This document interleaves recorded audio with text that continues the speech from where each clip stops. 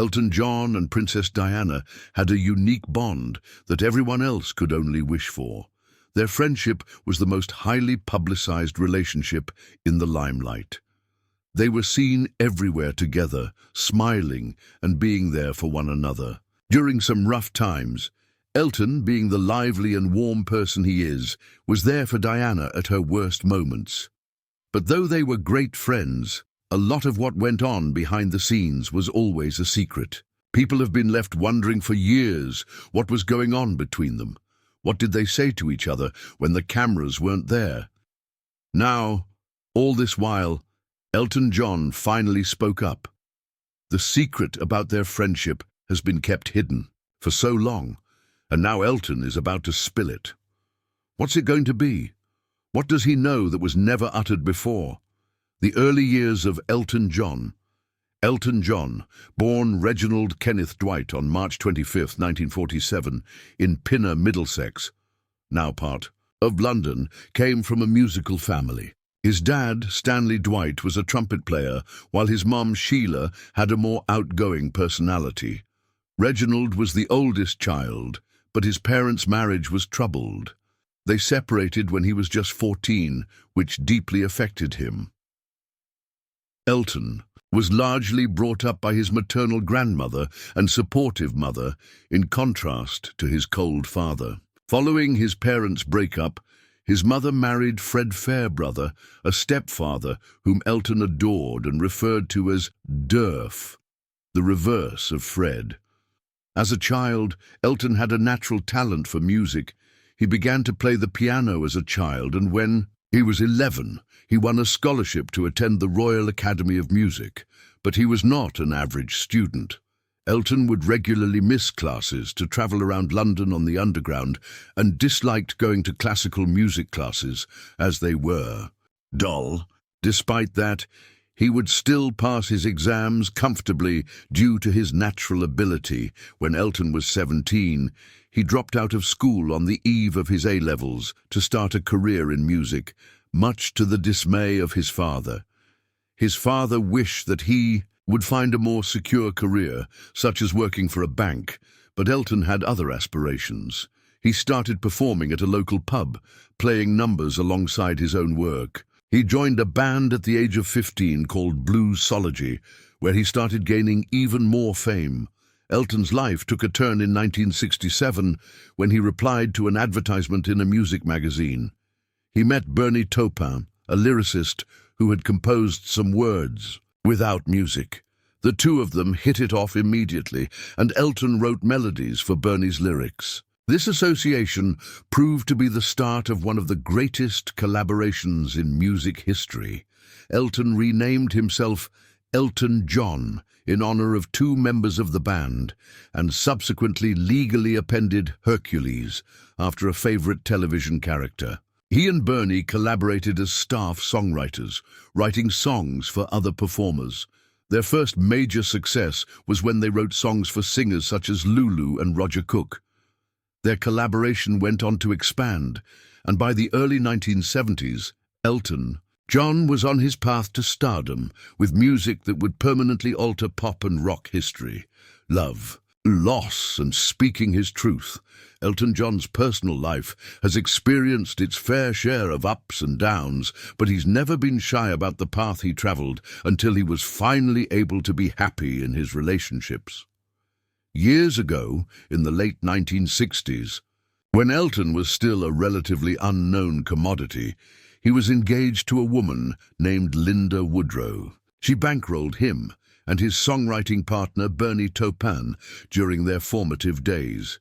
But only 2 weeks before the wedding, Elton cancelled it, thanks to some wise words from Bernie and musician Long John Baldry. The ordeal was painful, but it would later find its way into Elton's emotional ballad, Someone Saved My Life Tonight. Years later, in 2020, though not having been in contact for 50 years, Elton assisted in paying Linda's medical expenses when she reached out for assistance.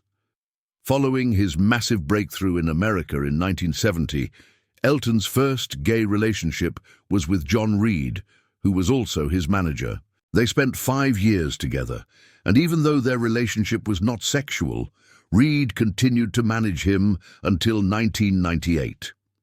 It came as a shock to everyone in 1984 when Elton married a woman, German recording engineer Renate Blauel. It was a stylish wedding in Australia. Decided to get married at all. And why in Australia? Well, I never found the right person to marry before, and now I have. But nothing was as it appeared. During their honeymoon, Elton informed her that he wished to terminate the marriage, and she subsequently informed him that she had tried to commit suicide. Their marriage came to an end in 1988. Looking back on it, Elton confessed, "She was the classiest woman I've ever met, but it wasn't meant to be. I was living a lie." Elton came out as bisexual in a 1976 Rolling Stone interview. "Other people aren't happy because they're being sexually. If you think you're gay, it's a whole trip for a start." Later, in 1992, he told the magazine, "I'm quite comfortable about being gay." In 1993, Elton met David Furnish, a Toronto filmmaker. They were strong from the very beginning. On December 21, 2005, the date civil partnerships came into law in the UK. They formalized their union. When same-sex marriage came into law in 2014, they remarried on their civil partnership anniversary. They also have 2 surrogate sons, Zachary and Elijah, and are godparents to some celebrity offspring, including Brooklyn and Romeo Beckham. Elton has also never been afraid of speaking out. He once commented in The Observer, "Religion has always tried to turn hatred toward gay people. It turns people into hateful lemmings." He's also had death threats for things said, like naming Jesus. A compassionate, super-intelligent gay man. Even during the uproar, Elton remains a firm advocate for love, equality, and self-honesty. Elton John's lavish lifestyle and spending habits. Elton John is famous not only for his songs and outrageous stage wear, he's also well known for living lavishly. In 2009, the Sunday Times Rich List approximated his net worth at £175 million, approximately $265 million, making him one of the wealthiest in Britain. By 2019, his net worth had ballooned to an impressive $320 million, ranking him among the top 10 wealthiest personalities in the British music industry. He has several fabulous houses all over the world. His primary home, Woodside in Old Windsor, stunning locations in London, Los Angeles, Atlanta, Venice, and Nice. His French residence is located on the upmarket Montbaron. In addition to all that property, Elton's an avid art enthusiast. He's particularly renowned for acquiring photographs and is reported to possess one of the world's largest private photographic collections. But it's not merely about having things. Elton isn't reluctant to spend either. In a 2000 interview, he freely confessed to having spent $30 million in less than 2 years. That's about $1.5 million per month. Some of it went into houses, but he also supposedly spent close to $293,000 on flowers alone within that period. In 2001, having a realization that he hardly had time to relish his luxury cars. Auctioned 20 of them at Christie's. One such car was a 1993 Jaguar XJ220, which was sold for $234,150. The entire sale collected nearly $2 million. 2 years later, in 2003, he auctioned the interior of his Holland Park residence to accommodate more of his contemporary art collection. Constantly brainstorming how he could give back, Elton has operated an annual pop-up shop known as Elton's Closet, where he auctioned off his second-hand clothes to donate funds to charity since 2004. His name showed up in the Pandora Papers in 2021. A massive leak revealing celebrities and politicians said to have utilized tax havens. The early life of Princess Diana. Princess Diana was born on July 1, 1961, at Park House in Sandringham, Norfolk.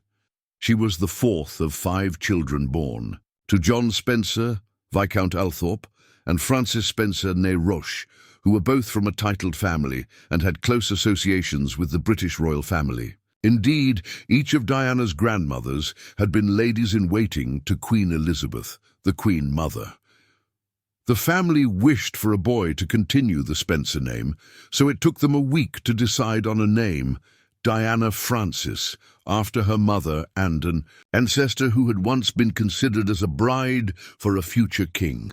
As a child, Diana was lovingly referred to as Dutch by her family, paying homage to her royal heirs even as a child. Diana was christened at St. Mary Magdalene Church, close to her residence, on August 30th, 1961. Diana had 3 surviving siblings, Sarah, Jane, and Charles. Her infant brother John died before she was born. The loss and the pressure of having to deliver a male heir strained her parents' marriage. Her brother Charles once declared, "It was a dreadful time for my parents and probably the root of their divorce, because I don't think they ever got over it." Following her parents' breakup in 1967, Diana stayed with her mother in London temporarily. But towards the end of Christmas that year, her father refused to let her come back. With assistance from her maternal grandmother, he gained full custody of Diana. Her father married again in 1976 to Reine, Countess of Dartmouth. Diana did not get along with her new stepmother, even referring to her as a bully. Once, Diana was so angry that she pushed Reine down the stairs. Later, she spoke about her childhood, referring to it as very unhappy and very unstable, the whole thing. In 1975, when her father was created Earl Spencer, Diana became Lady Diana, and the family relocated to the Spencer family home, Althorp, in Northamptonshire. When Diana met Charles, Diana first laid eyes on Prince Charles, the Queen's eldest son and future king, in November 1977, when she was a mere 16 years of age. Interestingly, Charles was then dating her older sister, Sarah. Jump forward a couple of years to the summer of 1980. Charles was 29 and finally started considering Diana seriously as a wife. Things progressed rapidly after that. He asked her to spend a sailing weekend on the royal yacht Britannia and then come to Balmoral Castle in Scotland to see his family. Diana impressed everyone, including the Queen, Queen Mother, and Prince Philip. Charles subsequently began to see her regularly in London, and on February 6, 1981, proposed at Windsor Castle. Diana accepted, but kept it a secret for more than 2 weeks. Their engagement was formally announced on February 24, 1981. Diana, who was then an assistant nursery teacher, chose her own engagement ring. She lived in Clarence House and subsequently Buckingham Palace, where she spent the preceding months to the wedding. According to biographer Ingrid Seward, Diana's time there was incredibly lonely.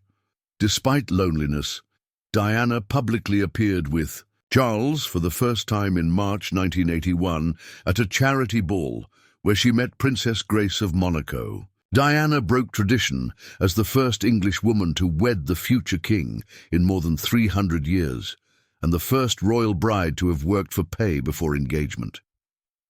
On July 29, 1981, Charles married Diana at St. Paul's Cathedral in what the world referred to as a fairy tale wedding. She was 20. An estimated 750 million viewers saw the wedding on television, and 600,000 believers queued up in the streets. At the altar, Diana accidentally reversed Charles's names, referring to him as Philip Charles rather than Charles Philip, and decided to omit the usual vow to obey him, a surprising and radical step at the time. She had a dress that cost $9,000, featuring an eye-catching 25-foot-long train. Only a few years after her marriage, the Queen inducted her into the family, allowing her to wear Queen Mary's lover's knot tiara and granting her the royal family. Order of Elizabeth II, Diana's journey with William and Harry. Following their wedding, Diana and Prince Charles spent time between 2 residences, London's Kensington Palace and Highgrove House in the countryside around Tetbury. On November 5, 1981, a few months after the wedding, the royal family joyously announced that Diana was pregnant with her first child. But behind the scenes, it was not always plain sailing. At only 12 weeks pregnant, Diana tumbled down a staircase. At Sandringham, despite being bruised, the unborn baby was okay. Later, Diana confessed that she had thrown herself down the stairs because she was so inadequate. It was a cry for help at a very lonely and emotional moment. On June 21, 1982, Diana gave birth to her first child, Prince William. Following motherhood, she also suffered from postpartum depression, a subject not often discussed within royal circles during those days. Nevertheless, Diana remained devoted to being hands-on. She shocked many by taking baby William with her on her first major royal tour to Australia and New Zealand. Initially, she hadn't intended to do so, but was persuaded by Australian Prime Minister Malcolm Fraser's suggestion. Her choice was highly applauded and endeared her to the public even more. 2 years after that, on September 15, 1984, Diana gave birth to her second son, Prince Harry. She was once quoted as saying that she and Charles were closest when she was pregnant with Harry. She knew she was carrying a boy, but refused to tell anyone, least of all Charles, who had been longing for a daughter. Diana defied tradition in the way she parented. She named both her sons, sacked the royal nanny, and employed her own, selected their schools and outfits, and even took them to school herself whenever possible. Her life was dictated by theirs. She once joked that Harry was naughty just like me, and referred to William as my little wise old man, someone she relied on emotionally by the time he was in his early teens. Diana and Charles's troubled marriage. 5 years into their marriage, the fissures between Diana and Charles were impossible to miss. Their natures conflicted. The age difference was glaring, and both felt further apart. By 1986, Diana had begun a romantic affair with James Hewitt, the family's former riding master, while Charles had rekindled his past passion with Camilla Parker Bowles. There were rumors for years that Hewitt could be Prince Harry's father due to their resemblance, but this was consistently denied. Actually, Harry was born 2 years prior to Diana and Hewitt even starting their affair. By 1987, there was no doubt that things were not right between Diana and Charles, and the press began to refer to them as the Glums because of their chilly and awkward public appearances. In 1989, Diana confronted Camilla at a birthday party and told her, "I know what's going on between you and Charles, and I just want you to know that." Elton, it got even more complicated in 1992 when Andrew Morton released Diana, Her True Story, such as Diana's inner turmoil and even suicidal tendencies. Though she claimed not to have directly been involved, it was discovered later on that Diana had secretly taped the interviews for the book. On those tapes, she tearfully testified, "Charles made me feel so inadequate in every possible way that each time I came up for air, he pushed me down again." That same year, tapes of Diana's private phone calls were leaked, followed by another scandal called Tampongate between Charles and Camilla. The couple formally separated in December 1992. Diana also talked of being deeply in love with a man, believed to be her ex-bodyguard, Barry Manakee. On tapes made by her voice coach, she told him she'd been willing to give all this up and just live with him. Sadly, Manakee died in a motorcycle accident shortly afterwards.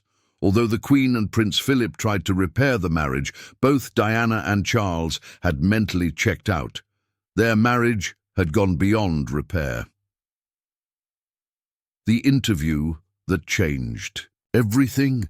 In 1995, Princess Diana made history when she sat down with journalist Martin Bashir on BBC's Panorama. This was no run-of-the-mill royal interview. It was raw, emotional and personal. Diana spoke candidly of her infidelities and verified that she and Prince Charles had both been unfaithful. Discussing his current affair with Camilla Parker Bowles, she famously stated, There were 3 of us in this marriage, so it was a bit crowded. She also doubted whether Charles was fit to reign and conceded that she had struggled with mental illnesses, including depression, bulimia, and self-injury.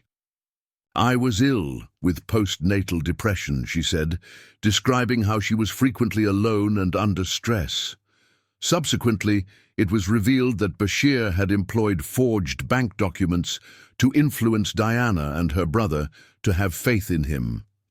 An inquiry headed by Lord Dyson established that Bashir had played on Diana's fears and paranoia, which Prince William later publicly condemned.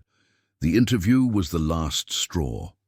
Within a month, in December 1995, Queen Elizabeth wrote to Diana and Charles alike, calling for them to divorce. Charles obliged in double time, and Diana soon stated her own in February 1996, shocking Buckingham Palace by breaking the news ahead of all finalization. That same year, things got messier when Diana accused Charles's assistant, Tiggy Legge-Bourke, of having an abortion. The accusation turned out to be false and possibly planted by Bashir to gain Diana's trust for the interview. Diana's private secretary resigned over the scandal, later revealing she had exulted in making the claim. The divorce was finalized on the 28th of August 1996. Diana was awarded a $17 million settlement, shared custody of her sons, and was forced to relinquish the title Her Royal Highness. The Queen allegedly wanted her to retain it, but Charles would not have it otherwise. Prince William reassured her, saying, "Don't worry, Mummy, I will give it back to you one day when I am king." Elton John and Princess Diana's friendship. By 1981, Elton John was a regular at royal gatherings. The Queen Mother and Princess Margaret had been his fans since the 70s. He played at Prince Andrew's 21st birthday party that year and wound up dancing with Princess Anne and even Queen Elizabeth herself. "I did my best to concoct a facial expression that implied this was a completely normal state of affairs," he quipped in his memoir, Me. But then Princess Diana came into the ballroom. "She was gifted with a fabulous social ease," Elton said. "That night in 1981 we clicked right away. We ended up miming the Charleston while laughing at the weakness of the disco." That evening marked the beginning of a profound friendship that endured highs and lows. They became united through their mutual humor, fame, and suffering. "Over the years I knew her, she was fabulous company, the best dinner party guest, incredibly indiscreet. A real gossip," Elton recalled. He also remembered one rowdy instance at a dinner party when Diana and actor Richard Gere were in intense discussion, much to the dismay of Sylvester Stallone. It was apparent Diana and Richard were smitten with each other. Stallone wasn't pleased, he remembered. There ensued a near fist fight, but Diana remained serene and gracious. She was completely unruffled. Diana's warmth was felt far beyond the world of celebrity. Elton admired her courage, particularly the time she held hands with an AIDS victim. "At that moment, she altered the public perception of AIDS forever," he said. However, they had a bad spell in 1997 due to a charity book scheme. Diana pulled out at the last minute, and Elton was upset. She wrote a formal letter beginning with "Dear Mr. John," and they didn't talk for some time. She seemed to be losing touch with people who were honest with her, he fretted. But after Gianni Versace's tragic murder, Diana called Elton. "I'm so sorry, it was a silly falling out. Let's be friends," she said.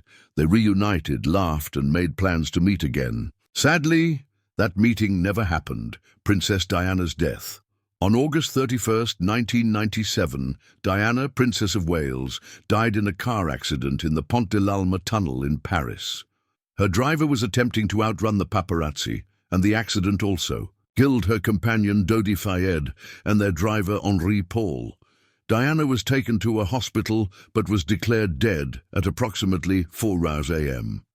Her funeral, conducted on September 6, 1997, was viewed by millions across the globe. It was one of the most viewed events in history, with over 2.5 billion people watching. Diana was later that day buried at Althorpe, her family estate, on an island in its grounds. Her grave was selected for privacy so that her sons, William and Harry, and other relatives could visit her in peace. Although there were initial plans to bury her in a church vault in Great Britain, fears for public safety resulted in her being buried at Althorpe. Lord Spencer, Diana's brother, praised Diana during the funeral service, saying she proved in the last year that she needed no royal title to continue to generate her particular brand of magic. This scene, along with the eloquent funeral service, captured the affection and regard the people had for Diana. The first probe into Diana's death found that her chauffeur, Henry Paul, was drunk, speeding, and under the influence of prescription medication when the accident happened. But Dodi's father, Mohammed Al-Fayed, thought the accident was intentional and blamed MI6 and Prince Philip for plotting it. In 2004, a British inquest began, and in 2008, the jury reached a verdict that the deaths resulted from unlawful killing by Paul's careless driving and the chasing paparazzi. Al-Fayed, following a 10-year campaign, ended his attempt to establish that it was murder, stating he did not want to cause Diana's children any more distress. Elton John's heartbreaking tribute and confession. Early on the morning of August 31st, 1997, Elton John was awakened by the ringing of his fax machine. A London friend had sent a message, "So sorry to hear about this awful news." Puzzled, Elton switched on the television and was shocked to hear that his close friend, Princess Diana, had perished in a fatal car accident. Just weeks earlier, Elton was doing something he never dreamed of, performing at Diana's funeral. He sang a specially written version of his hit song, Candle in the Wind, rewritten by his longtime lyricist, Bernie Taupin, to commemorate Diana. One of the poignant lines read, "You called out to our country, and you whispered to those in pain." The performance was very emotional. There was a sense in which it was the biggest gig of my life. For 4 minutes, I was going to be the center of the world's attention, but equally, it wasn't an Elton John moment. It wasn't about me at all. He said in his memoir, Me. Elton's heart was broken that day, not only for his friend's loss, but also for her 2 sons. William and Harry were shell-shocked, he recalled. They were 15 and 12, and I thought that the way they were treated that day was utterly inhuman. He was wounded to his core, watching the boys marching behind the coffin of their mother, set to remain strong as the rest of the world gazed upon them. It was a vile way to treat 2 kids who just lost their mom. Years later, Elton remains close to Diana through her sons.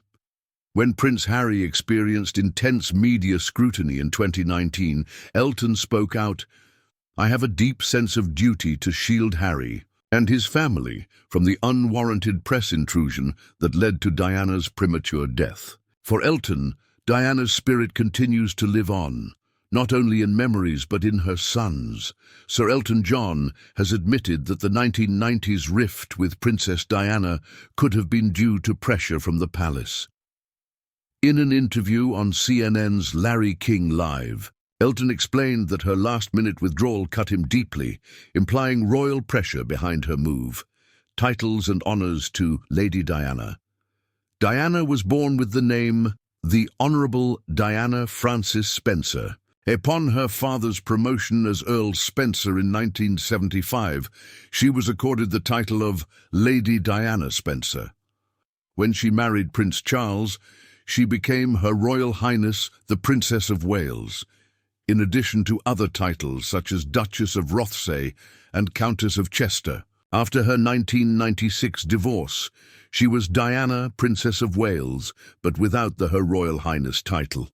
Although most referred to her as Princess Diana, this was never an official title. A few still call her Lady Diana Spencer or Lady Di. There were discussions of restoring her HRH title after her death, but her family determined it would not have been her choice. Elton John and Princess Diana had an intimate and private friendship founded on mutual trust and respect. Despite their contrasting environments, Diana being part of the royal clique and Elton being a pop music icon internationally, their camaraderie was sincere and well-meaning.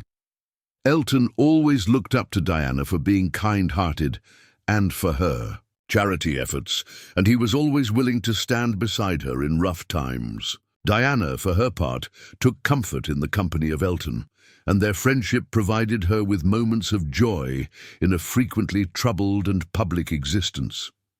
Elton's powerful rendition of "Candle in the Wind" during Diana's funeral was a touching tribute, a demonstration of their friendship. Elton himself called it the biggest gig of my life, but added that it wasn't about him. It was about paying tribute to his close friend. Their friendship made a lasting impression on both their lives, and it is still remembered with love and affection.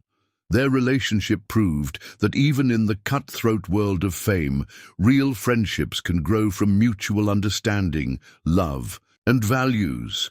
If you liked learning about their gorgeous friendship, be sure to like this video and subscribe to our channel for more knowledge.